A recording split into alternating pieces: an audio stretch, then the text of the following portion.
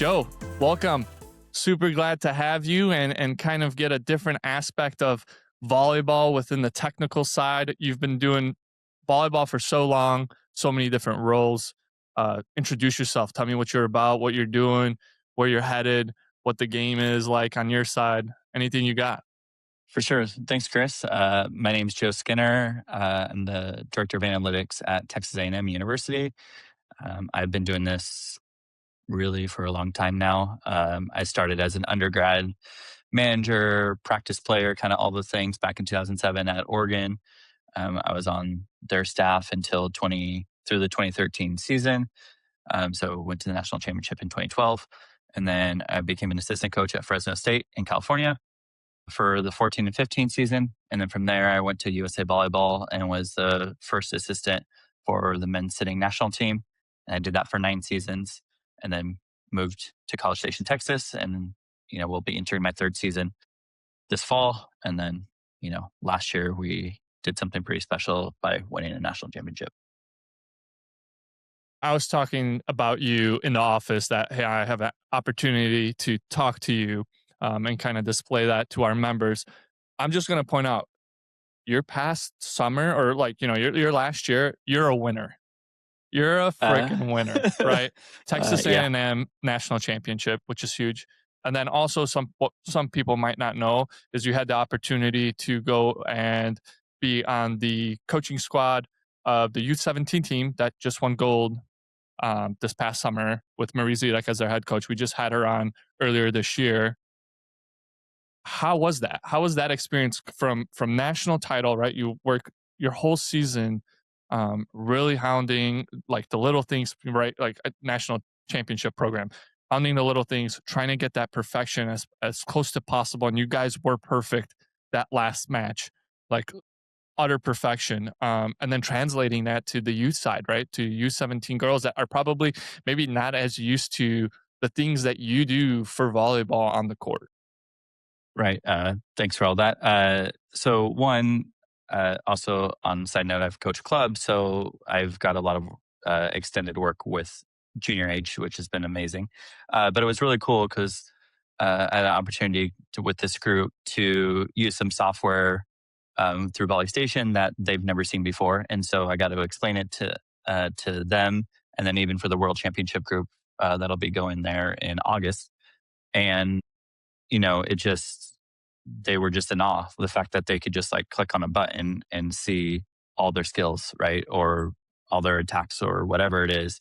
And then, then they can export it and then, social media, because that's where we are these days.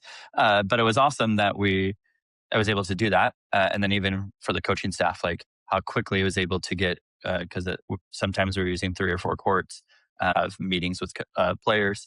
And then give the video feedback along with numbers as well. Because it's one thing to just have numbers, but another thing is to be able to show video. And we did a really good job of that. And part of like the U17 and the NTDP mission in general is to prepare for the international game. And so that's, can we follow a quick scouting report and then game plan against teams? And so every night in Honduras, right, I take the information, put the scout together, and then we go over it the next morning before we played. And then that just kind of gave this group of girls their first experience at seeing what a professional level scouting report and preparation looks like. It was really cool.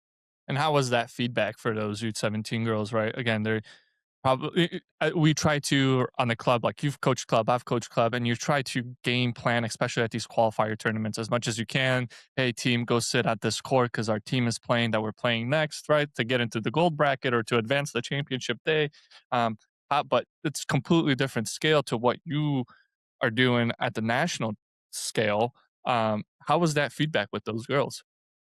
Yeah. So one, sometimes we brought them to the gym with us for a little bit, like to see a match, especially if we had an off day, just to allow them to kind of see who we were about to see. But the one, they were impressed with the organization of it all, right? And that's a credit to Marie and her staff on, okay, we want this information. And then, I kind of put it packaged all together. And then, every morning or match day morning, we'd sit outside because that's where we did our film sessions. It was like this rooftop terrace area. And then I'd load we use Keynote, which is kind of like PowerPoint, but for Mac. Um, and then we'd go from there and, have the videos that we wanted to see. And, I think they really appreciate it. And, again, we did a really good job of asking questions as well. So not just always providing the answers, but also along then with the printed out version so that, they could read and make notes as well as, see it visually as well. So let's talk about a little bit. You're mentioning scouting report, and I want to talk about the competitive advantage that analytics gives us today in the game. I was just talking with Chris earlier this week about that, and you know, when we were in school, it was being introduced slowly, right? But it was not to the scale that it is now, especially in the youth world, in the youth group. Could you kind of explain the kind of competitive advantage that, teams on the national scale or collegiate, right, to in order to win a national title? Like, what is your preparation? What is your goal to get that edge on that other team? Sure. One, I think it's a little bit for us as a coaching staff to feel a little bit of control, if you will. But what I mean by that is, if I know what the other team's going to do, I don't necessarily have to tell my team specifically, like, and overload them and let them, like, so that they can play free. Because if you're playing free, then you're going to be playing your best. But can I insert in some information that then might allow them to make a more informed decision, which then might lead to a point, right? Because the reality is, whether it's boys or girls, men or women, like, you've got to be able to score while you're serving. Um, if you can't score while you're serving, you're not going to win. Even if you set out at 100%, like, you won't ever get the 2-point advantage.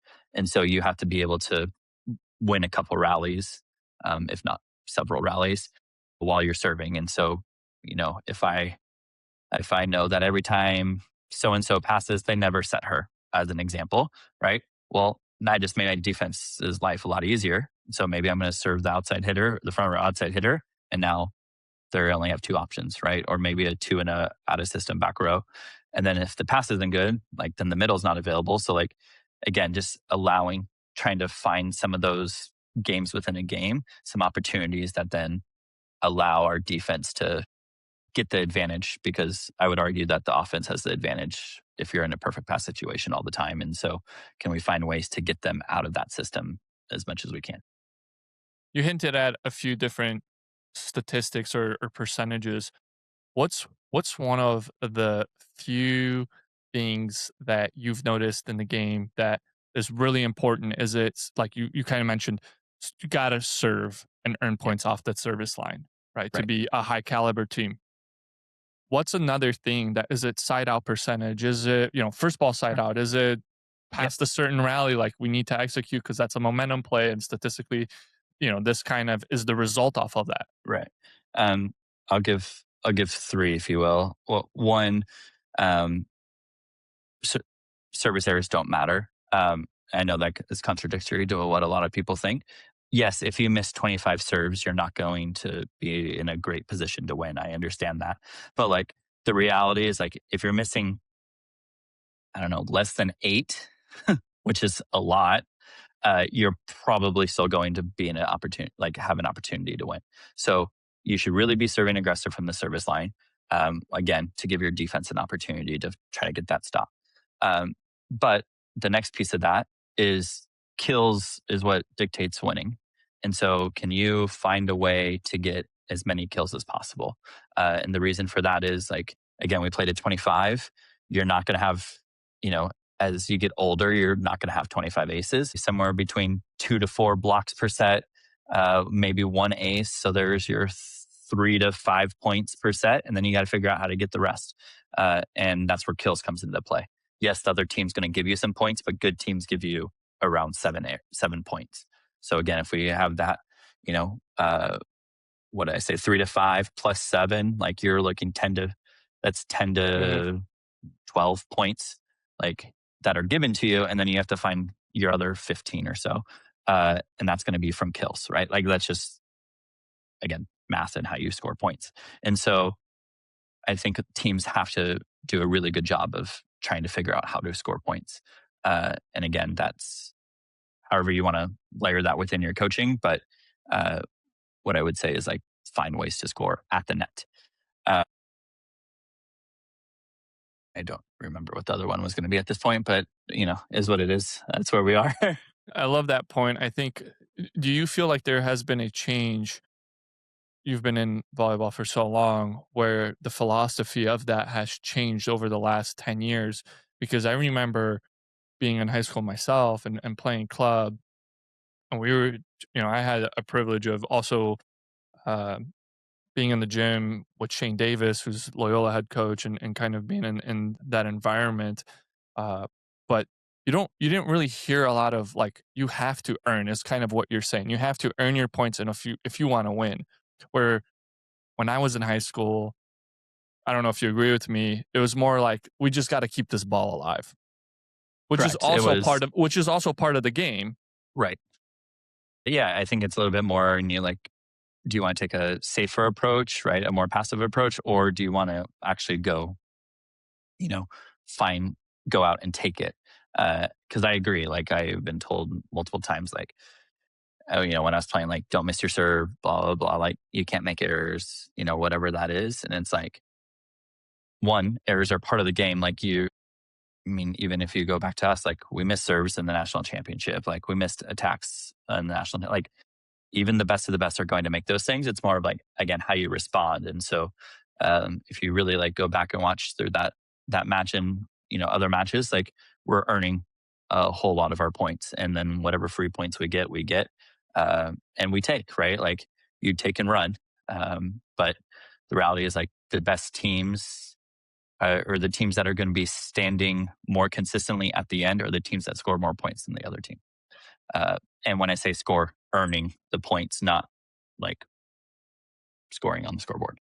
When it comes down to, you've been doing analytics, has analytics changed your mind in the past few years or 10 years or however long you can remember, of something like philosophy wise that switched from what you've learned, right? Like we kind of mentioned right now, not letting the ball drop to earning points is kind of like the other side of it. Is there another point that as you're doing your job now, you're kind of seeing the other side because of what you see on a piece of paper with numbers? For sure. I think one, honestly, is probably serving. And what I mean by that is, you know, like we weren't even in the top 25 in aces per set. Like, I don't know where we fell, but teams that played us were like, man, you guys serve so well. And it's not necessarily about getting the ace, right? Again, it's about, can we make them uncomfortable so that, you know, like one of our strengths, or what we felt like was our strength, was our block. And so, um, can we take out a hitter, or can we make them more predictable? And then can we get now four hands across the net that are really solid, and then dare you to either try to attack us through the block or go around them, which then might lead you to another hitting error that you're not, are you feeling uncomfortable, and all those kinds of things. So I think serving's one. And then again, just this kind of idea of you've got to manufacture points, and, volleyball, for lack of a better kind of understanding, like we're not funded as well as some of these other sports. So can we find ways that these other sports are innovating and even tracking things, but making it more specific for us? And I think that's been really important. Like Moneyball, like the movie or the book, has definitely like brought to light some of that. But also, like, can we still, quantify like what we're trying to do in ways that are going to help us, and then ways that other sports are using, but more triggered towards volleyball. What are some of the misconceptions that you think coaches or don't use data for? Is there anything that comes to mind? I mean, I think one, I mean, a lot of the way that we even do analytics is kind of broken for volleyball. And what I mean by that is, I can hit a really good serve that is, everybody can look at it and be like, man, that was a really good serve. And the passer makes a phenomenal pass, and that gets me a bad serve, even though the passer, like, maybe they had to like full on sprawl, and yeah, it was perfect, but like that was still a really good serve. Like, and so less like judgy from the standpoint of the result, but more of like, again, the process, if you will, and even passers, right? Like, if I'm only getting easy balls and I'm diming everyone, that makes me look really, really good. But the reality is like they're just easy serves. And so, even within that is like taking the number and then kind of going back and or even like we can flip it more is like, maybe I received 5 balls, but I was ace twice. You're like, okay, that's not great. But both of them were net clips. And it's like, okay, like, and then the other 3 were perfect. So it's like, okay, yeah, this person has a high error percentage, but there were 2 net clips. Like the chances of you passing that ball anyways are pretty low. And so it's like, using numbers as a reference, as a starting point, and then going back and like actually saying what happened instead of just relying solely on the data. And I guess that kind of plays with what you said earlier with just playing freely, right? Like you don't want to overload these players with just this is what's happening or this is what I'm seeing instead of really getting a feel for the game when they're on the court and actually responding to what's happening. Yeah, correct. So 1000%. is there is there any type of metric that like when you sit down and you go into a match that are like the first three things that you notice in a game, in a set or in a match that kind of shifts how your team kind of plays and what kind of information you do give to those athletes? Yeah. So for me personally, when I'm coaching club, like I only keep track of points that we earn, and so I've got my iPad, I've got my roster, and it's literally kills, blocks, aces. Yeah, and then every time they get it, it's just I just start tallying, right? So, Chris got a kill, sweet, and then at the end of each set, I look at it, and it's like, if we're trying to score 18 to 20 of our points, give or take, if a team's going to give us 7, like, are we doing that? Right. And if we're doing that and we're doing that consistently, we are going to put ourselves in an opportunity at the end of the set to have a chance to win. If we, only earn 12 and we win 25-23, like one, I know that the other team gave us a whole lot of points. So chances are they're probably going to clean it up. So we got to make sure like we're doing some things a little bit better. Uh, Again, like from a club level, that's really what I look like. I really don't care what the other team is doing as far as like, oh well, it's number 5 on the other side's got 20 kills. It's like, yeah, she might, and she might be really good, but like if we're not doing what we need to do, like we're not even going to have an opportunity to be there. So I think that's part one. And then for us here, again, it's a little bit more in depth of that, but it's really the same thing. Like, as we're getting through the set, if it's a 7-2 and we've earned all 7 points, like, all right, we're cruising. But if it's 7-2 and they've given us 5 errors, like really it's 2-2, right? Like chances are like the set is closer than we think it is. Um, and, and so just really like, again, like understanding you have to like you have to earn points.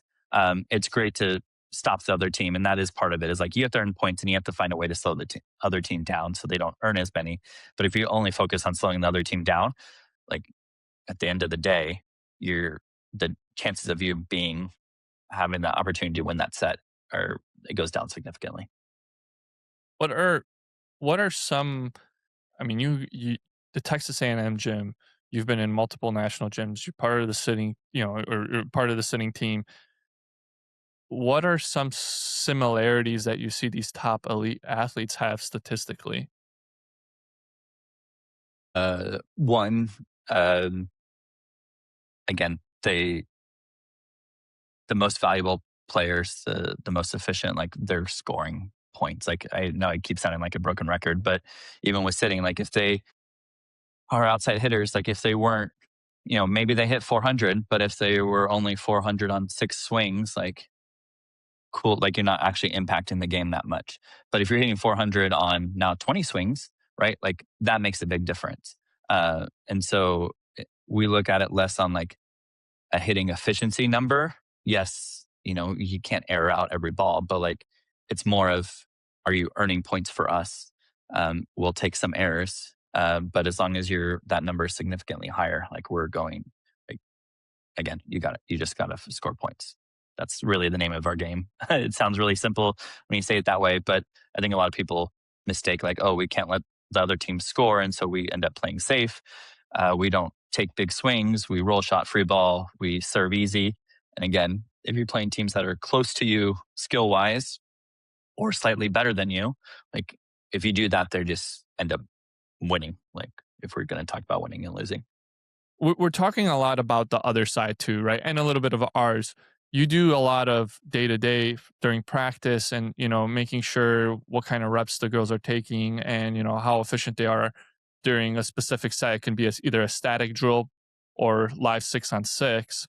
How does that inform the coaching staff, Jamie, to really make a really educated decision on his game plan, right? And how he wants to really set forth his voice and kind of move forward with that. Uh, yeah. So we kind of like the way we structure our practices, like we'll have a kind of like a lab session, which isn't scored or statted or even like that's the chance for the athletes to kind of work on something and we help them out with that. Like, hey, we know this block doesn't get all the way out to the pin, so let's make sure like we're hitting down to the line, or this right back defender kind of shifts to the corner, so we're gonna go a little bit sharper on the right side. Whatever that may be, like that's their time to really kind of practice and get grooved in. And then as we get to playing um, into the 6-on-6 kind of things, then we kind of add those as bonus points, if you will, right, to kind of encourage going that way.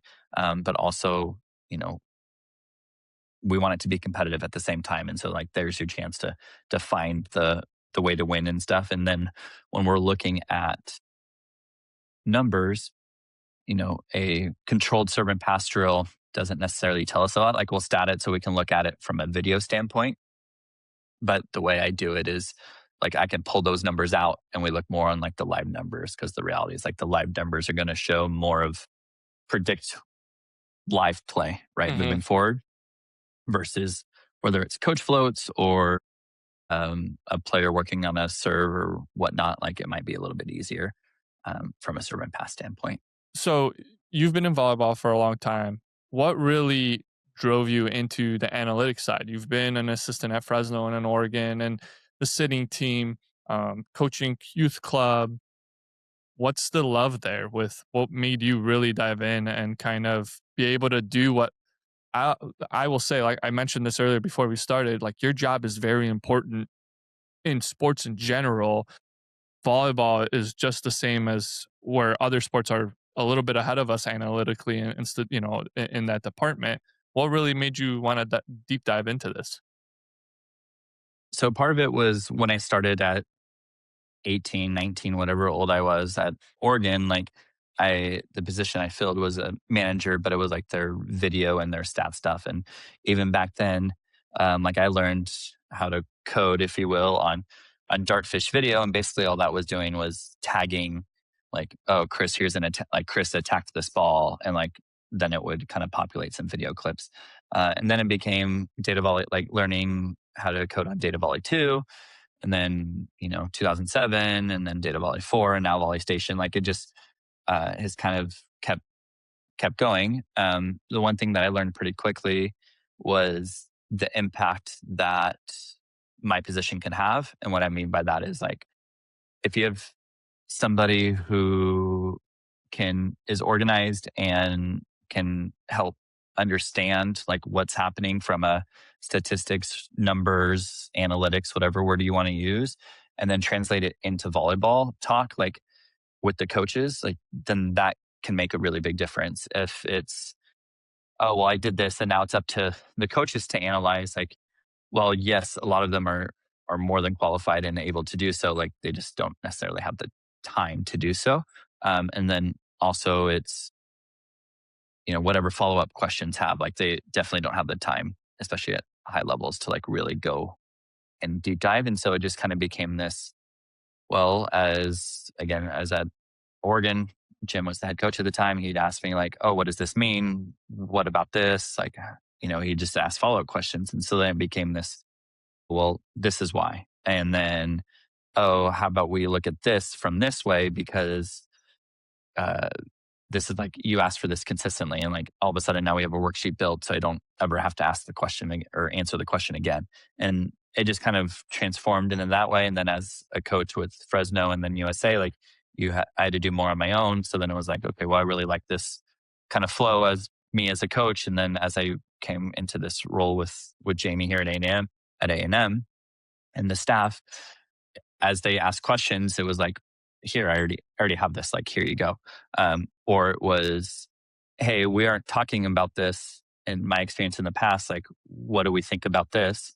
And then we have a conversation about it. Like, it's another set of eyes that can be really, really impactful. That is less like in it. And what I mean by that is like if I'm coding or whoever is in my position is coding, like typically you're not like in the middle of practice. So like you're either on an end line or a sideline, like a little bit removed from the court. So you have this like bigger, wider lens view of what's going on versus as a coach, sometimes you get a little bit zoomed in too much. Hmm. And it's not a bad thing, right? That's a job, but you may not necessarily see like the broader picture of it. And so just being able to then use the information that I see to help just make informed decisions amongst the staff and team. Do you think that your edge on the you're in the national gyms, sitting wise and youth wise, do you think that gives you some type of edge? Uh, for sure, for sure. And the reason I say that is like, you know, part of being in college athletics, whether it's volleyball or whatever sport, like, you know, part of our job is to prepare athletes for the next level. And whatever that next level may be, right? Um, it could be as simple as like, I'm going to go work in my career. It could be, I'm going to go be a pro volleyball player. I'm going to go play with the national team, whatever that is. Like, so having that experience again, along with Jamie here, like we have that experience. And so we know firsthand what that looks like. We've lived it. We've trained athletes at that level. And so as we are preparing athletes for whatever that next phase is in their life, uh, we have that experience and we're trying to prepare them as best we can to move on and be successful at that next level. You participate with the sitting team. What has sitting taught you to kind of what has sitting taught you compared to traditional volleyball that, we play day to day? Yeah. I mean, first, the rules are the international rules. So just learning, the same rules as FIVB as far as, ball handling, all that kind of stuff, substitutions, all that kind of stuff. So getting that sense of, you don't get 15 subs to just, cycle people through. You got to develop all around player. So like that part was super successful. The other part is, you know, I think sometimes in youth sports and even whatever, I guess in development, like as coaches, we want things done a certain way. And I think sometimes that takes away the creativity. It takes away like uh, the freedom from the athlete. And what I mean by that is like with sitting, it really taught me is even with athletes with the same disability, uh, they could do things differently. And so but still get the same results. And so, two of our athletes were sitting. We're both below knee amputees, like basically same height, similar positions. They moved differently as far as on the court, and which then caused them to play the ball differently. And so, what I'm getting at is like what might work for one person doesn't necessarily work for the other person, and then it's you as a coach have to figure out a way to like work with whoever your athlete to get what you want out of it to make them the most successful instead of just like you're going to do it my way because I said it this way. Like there's learning from different cues and different positions and how to manipulate your body to put yourself in a position to make a play more so because the reality is like the biggest example I have of sitting or difference is like baseball to softball or fast pitch softball, right? Like very similar sports, slightly different, uh, but softball is so much faster. And so you have to do things at a more efficient way. You have to do things in a way that baseball, you have a little bit more time. And so with sitting, like you don't have time. So can we be in the most like balanced position possible to make a play? Because if you're not balanced, you're just going to lose. And so that's what it like really taught me was how to do those things and then take it to standing.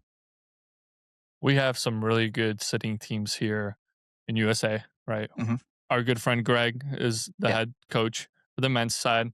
What's something you can tell to people that they're missing if they don't watch sitting or if they don't pay attention to sitting in general? Yeah. One, you're missing out on incredible athletes doing incredible things. Like I said, I just compared like baseball to fast pitch softball. Like sitting is the most insane speed of our version of our game as possible. I remember for one of the training camps, Greg brought in one of his former players who was a indoor All American, 6'9" or 6'10" or whatever. And reason for that was just so we can get some size across the net. And he was just there to be a blocker and a little bit of an attacker on some free ball situations.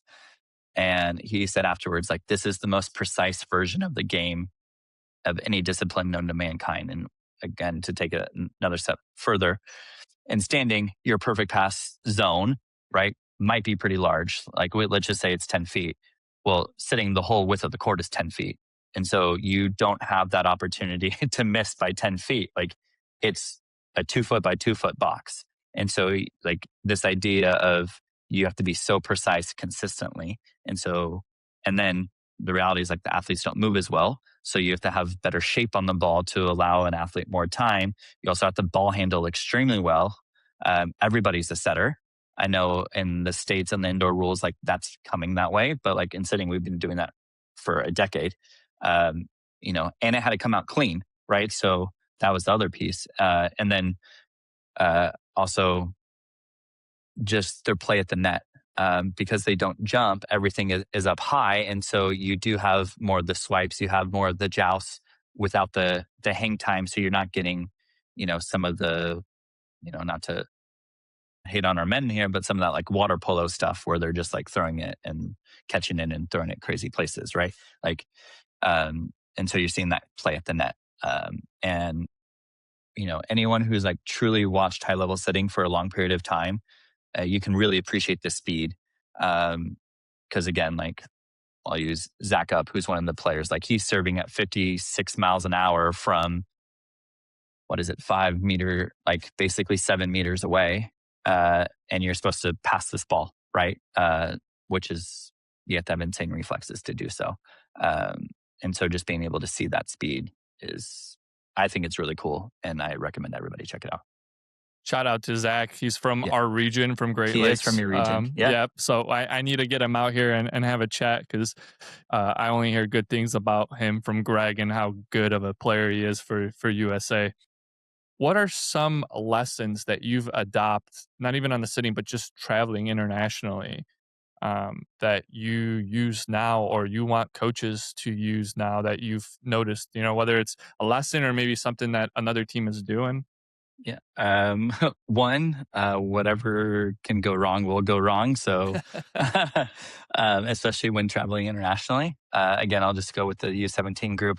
I've experienced some first, and again, I've been doing this a long time. We had a rain delay on an indoor sport. And then we were almost done warming up for our gold medal match, and a bird flew into a generator and caused basically 75-minute delay because there was no power. And so again, that was supposed to start at 4 p.m., started at 7 p.m. And, anyways. Uh, so again, things are going to go wrong. If you as a coach freak out about it, your players are going to freak out about it. Like they feed off your energy. And so being really conscious of, of your feeling and your state of mind makes a really big difference. And I think that's just where, you know, coaches can get in trouble sometimes, right? Like we can be control freaks. We're a little bit more type A, but, not that it's a bad thing, but can you recognize when you're being a little bit more high strung and high stressed, and can you kind of bring it back? So that's probably one of the biggest things I would say. Really good, like in the moment advice. Yeah, keeping that kind of more mellowed out, not too many peaks and valleys kind of goes a long way with especially young athletes looking up to you. Saying that, I kind of want to get into the future. You have and I keep repeating it, you have a different perspective in volleyball with kind of doing the analytical side. Where do you see the game evolving within the next 10 years with this information that now is kind of booming in all sports everywhere? Yeah. Well, look at the men's side. I mean, the men's side has been one of the growing one, men's volleyball in general has been growing really rapidly, not just in the States, but in the world. And their margins are really thin. And so they're finding ways to create new things. And so I think right now with the, removal of doubles, like all you're seeing is how much better offensively the game is. And I think that's amazing. It also is creating opportunities. You're seeing athletes take more risks, right? Because they know they're not going to get called for a double. So a ball that might have been like at their shoulder where they would just default to bump setting, now they're trying to get their hands on it. And so you're seeing a faster offense than versus like a big high ball. And so I think that's going to continue. The other piece that will continue is this incorporation. You're seeing it at the highest levels in NCAA of the in-system back row attacks that the men have used for years. Again, as it keeps filtering down, like that's only going to keep getting better. And then, I think again, serving's going to keep getting a little bit better. Like we're just going to keep getting better at those things. And then, like the last thing that is again at the highest level that is showing up now is blocking. Like blocking it's such a hard skill to teach. It's such a hard skill to even you know really understand.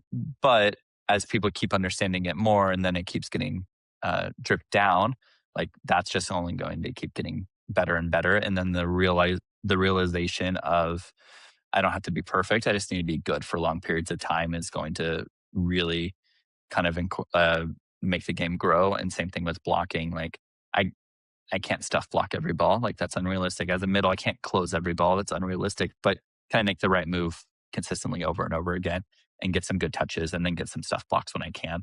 I think kind of those are the ways that this game is going right now. Talking about kind of the development side of it, do you think that now I see it all the time.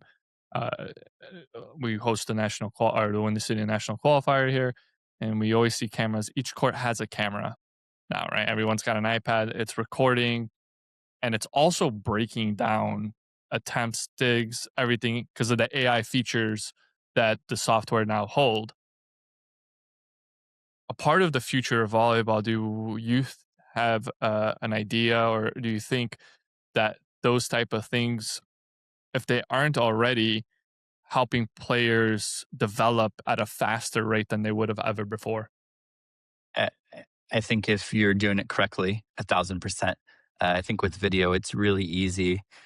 And even at junior age, it doesn't matter. Even at college age, it doesn't matter. Like there's the idea of like, oh, I want to be perfect. Well, I get that, and like we can strive for it, but perfection, you're never going to get there, right? Like, and so understanding that no matter what I do, I'm always going to not. I could always be better at something, and that's fine. But accepting that, and as I watch video, instead of like, oh man, I really sucked in this play, like I didn't do anything, and getting so mad at yourself that then it just hurts you more and more. Versus, okay, like I saw that move.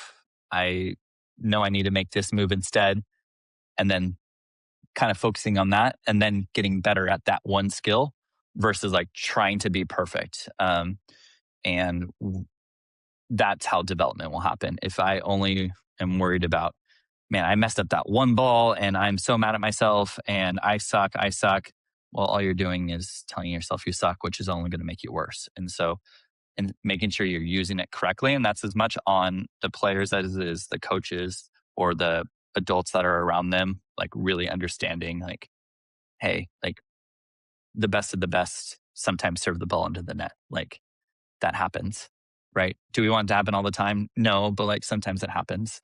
And so we just kind of laugh about it and we move on, or, whatever your mechanism is and move on versus man, I'm the worst server of all time. And then what might have been a one-off situation now becomes you have the yips and you're serving under the net. 25% of the time, whatever. Like, Do you think that there's any untapped opportunities on the analytics side in volleyball specific uh, gyms? 1,000%. And, I look at hockey, baseball, basketball, or football. Like, all those leagues have way more resources, have way more money, and that's fine. But what are they doing? So almost all those leagues have multiple cameras installed in all of their gyms, right? This would be more, what I'm kind of talking about would be more for a college or pro level even, right? But they have multiple cameras in the gym capturing multiple different angles, using AI to track even player location along with all the wearables, and it's all connected.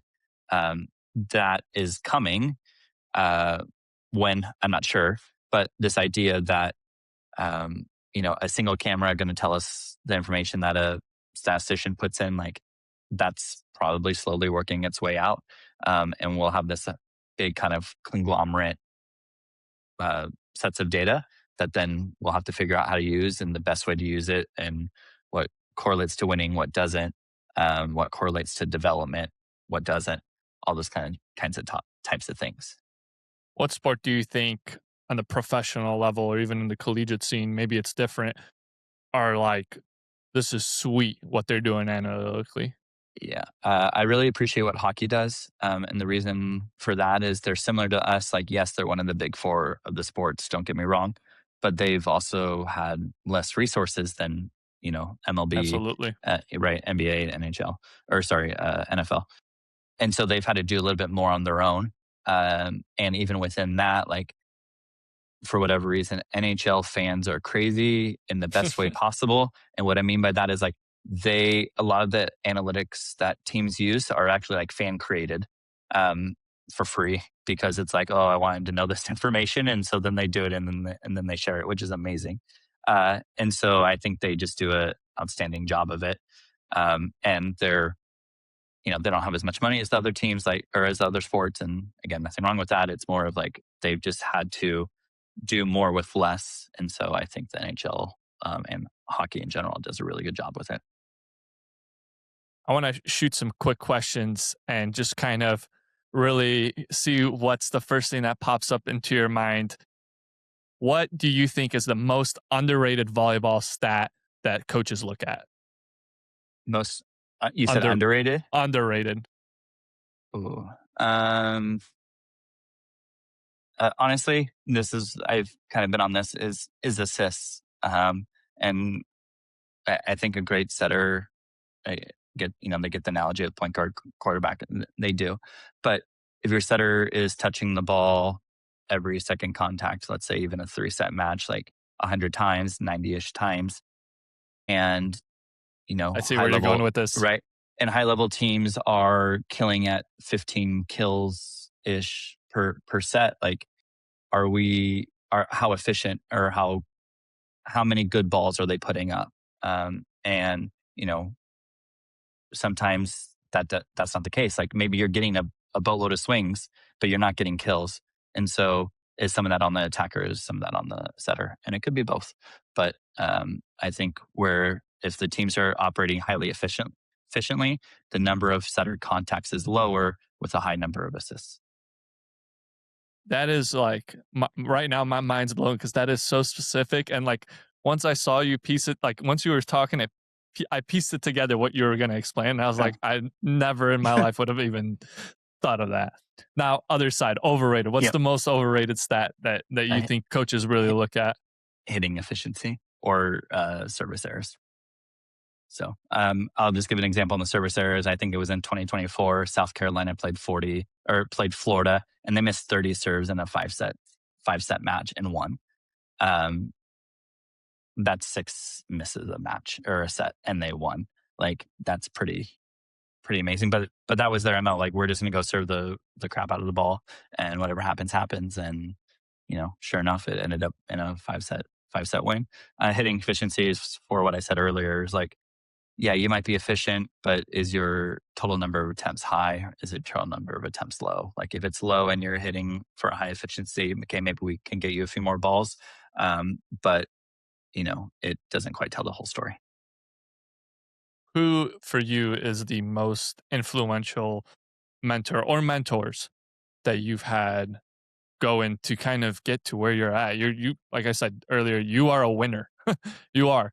And Yeah. I think that's really important. So who are some people that you really look up to? Yeah. My first boss at Oregon, Jim Moore, he was a big baseball person. And really followed Jim Coleman, who was one of the first like pioneers for volleyball stats. Really got me into it. So he's still a close friend. We talk pretty regularly. And then, spending 9 years with Greg, like learned a lot from him. And then now the past almost 3 seasons now with Jamie, like, uh, again, with the USA stuff, like you have to do so much on your own. And so being able to have those resources was huge, and being able to like push each other to keep doing more, and not being satisfied with what we have has been really helpful. You've had some really influential, it sounds like very influential people in your corner, to really build you up. What's one thing that you think every young coach should start doing to kind of help their teams out now? Yeah, what I said earlier on with club, like the only stats I keep are like the points you're scoring. I think it's simple, it's easy. It can be one page, like, and and somebody on the bench can do it. A parent can do it. Like it's the most basic thing. I'd recommend the coach do it only from the standpoint is it like keeps you in a little bit more in tune to what's going on. But if you needed a injured player to do it, or like I had a little brother of a player do it one couple matches because he was on the bench and wanted something to do. Uh, and I could teach him. Like, but it just allows you to, again, I'm a big proponent in scoring points. And so if you can see how you're scoring points and who on top of that, makes a big difference. What's a volleyball hill that you will absolutely die on? Uh, that, uh, I'll say basically errors don't matter as much as we think they do, would be the best way to say it, specifically service errors. But again, even attacking, like balls are going to be hit out of bounds sometimes. It is what it is. It's more of how you respond. Yes, obviously, if you hit 15 balls out of bounds, like that's not going to be good for you. But I need to be able to find ways to score points, and I might have to take a few more risks in order to do that. 5 years from now, what do you hope people say about Joe Skinner and what he changed or helped in volleyball? Uh, wow. Uh, Not questions you get one, asked often. No, you're right. I mean, one, if people are talking about me in 5 years, like it means I'm probably doing something right, or wrong, I guess. It could be either way. But just this idea, like personally, that uh, trying to trying to grow the game, trying to push the boundaries, and the best way to make the game more entertaining, as well as the popularity of the game. And then one that I care about people. I make genuine relationships. um, if you get to know me, like I'll talk to you about anything. It doesn't matter. Really, just trying to help grow the game, and then be the best person possible on top of it. Joe, I appreciate your time and sticking through this interview and kind of taking my questions as unusual and probably not asked a lot or at all. Is there anything that you want to tell our members or the volleyball world? Something that Texas A&M is doing, something the sitting team is doing, something that anything that you think that should be known and seen to kind of, again, like you mentioned, grow the game and kind of have on people's radar. Yeah. I mean, biggest thing is like if we want to keep having opportunities, we got to support the opportunities that are out there. And so, we've got 3 professional leagues now in the U.S. with Athletes Unlimited, MLV, and Love. Find ways to support them, find ways to watch them. Whatever your next level is, like you've got to watch that level that you want to be at, so you know how to, you know, that what to do, right?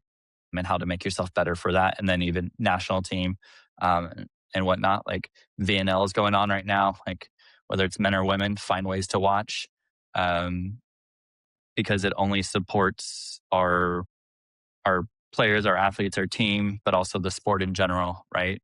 If we want to be the best, like we got to have the best doing it. Uh, and so more opportunities will happen if we have more people playing. So I think that's kind of one. Uh, and then two, like always kind of be curious. One thing that I feel like I've been able to do a lot of what I've been able to do is I ask questions. I try to learn. Like I'll be honest, I hated school, right? Like school's not for me, but I do love learning. And so, can I go down some rabbit holes, right? I may or may not ever use it, but I might, go down something that I might use a few years from now or um, whatnot, just from the standpoint of like, okay, now I know how to do this, or now that's something I don't ever want to do. So if it gets brought up, like we're not we're not going to go down that road, but can I go a different way? Uh, I think that is huge as well. And then keep being innovative, keep trying. Um, you know, I have had a lot of successes, but I've also had a lot of failures too. And so learning from those mistakes has been huge, and being able to move on and continue to grow. And then I just think as coaches, we ask a lot of our players to learn and grow. Like I challenge you all to do the same. Whether that's reading, going into college gyms or other high school gyms or national team gyms to try to learn resources online, listening to this podcast, whatever it may be. Uh, you know, challenge yourself to think of new ideas. And then if something interests you, like ask questions. And then for those that are listening, like you can ask me questions. I'll do what I can to respond. Joe, it's been a pleasure having you. I mentioned it before. It's a great mind to pick. Your job, I think it's just so important in sports and in volleyball. Like you mentioned, volleyball doesn't have really those opportunities to have at every single level of what you're doing. And a lot of the times, what you are doing, people have to do out of their own time, in addition to everything else. So, thank you again for kind of displaying some knowledge and what you see in the volleyball scope and the future and the present and everything in between. I really appreciate your time, man. We'll talk soon, most definitely. Sounds good. Thanks for having me, Chris. It's been fun. Thanks.